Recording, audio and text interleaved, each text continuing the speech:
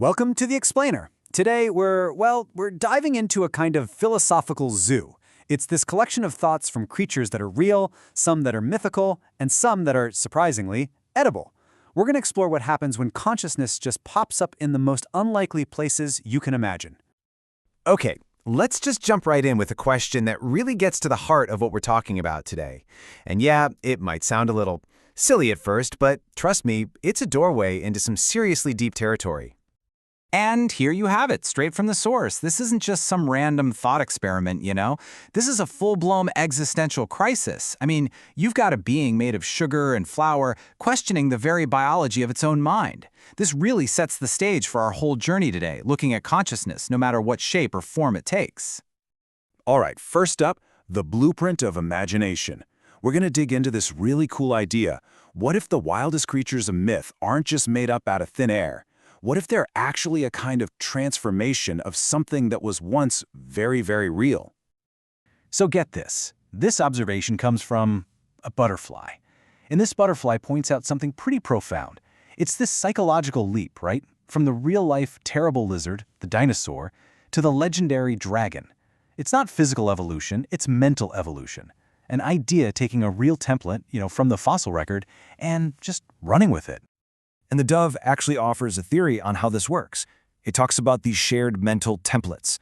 It's like we all have this blueprint in our heads, and that's how we create these big shared associations. It's why a dove, who apparently would rather be known for partying, ends up becoming this global symbol for peace. It's that collective mental blueprint at work. And this slide just lays it out perfectly. It connects all the dots. On one side, you've got the butterfly's theory, this idea of mental shape-shifting. And on the other, you see the result, the dragon itself, fully aware of its own mythical status, calling itself a legend of fables. The idea has literally become a reality, at least inside its own mind. You know what's really wild, though? Even the creatures born from our imagination seem a little confused about why they exist. The centaur here, it's literally questioning its own purpose. It's kind of a reflection of us, isn't it? We have this powerful urge to create something new, and then we just stand back and go, why did I do that?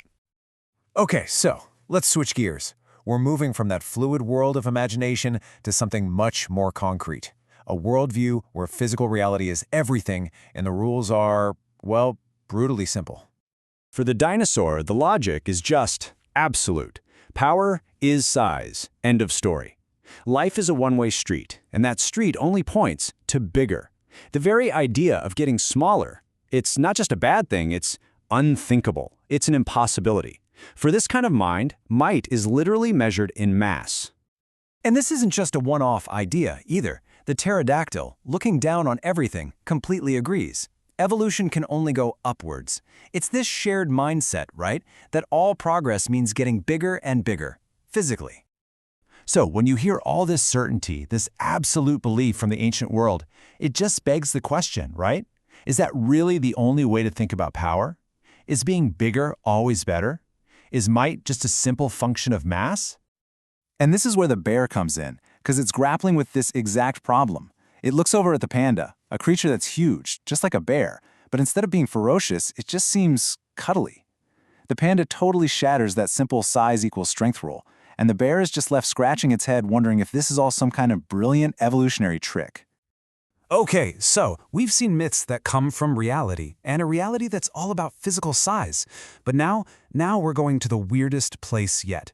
We're diving into the minds of beings that honestly shouldn't even have minds to begin with. Let's start with the cat.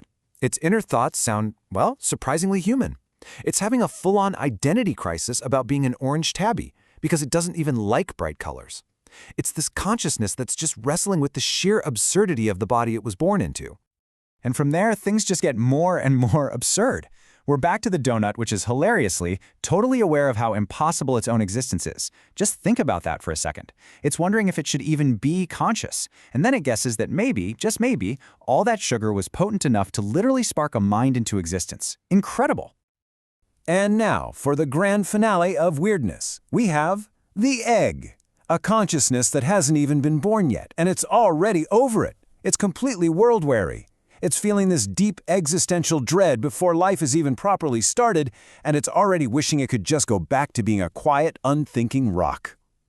So okay, We've heard from mythical minds, minds obsessed with getting bigger, and minds that just plain shouldn't exist. After all that, we're left with one big, fundamental question that really ties all these bizarre, wonderful threads together. And here it is. Every single one of these voices, it doesn't matter if they're real, mythical, or impossible, they're all in the exact same boat. They're all struggling with the same thing. The dragon trying to understand its own legend, the dinosaur obsessed with its dominance, the donut questioning how it can even think. They're all just trying to make sense of what they are and figure out their place in the world. Which brings us to our final thought. A challenge, really, from the fox. After this whole tour through all these different subjective minds, we get this question. What if we stopped holding on so tightly to our own simple certainties? What if the real point isn't to find an easy answer for ourselves, but to join in on that much harder, but maybe more rewarding, shared search for what's actually real? Now that is something to think about.